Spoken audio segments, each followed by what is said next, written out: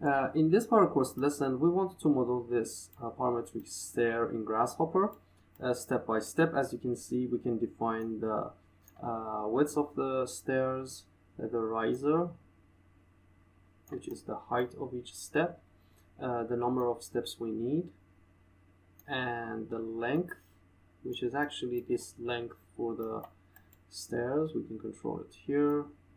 And we can also control the wavelength, which is the length which this stair is going to convert into the second set of stairs.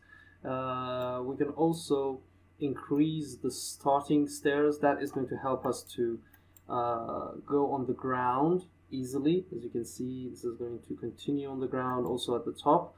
And also we're going to define a series of stairs at the end. Maybe we want to just have a more width of this simple width we have at the start. So we're going to start and model this from scratch.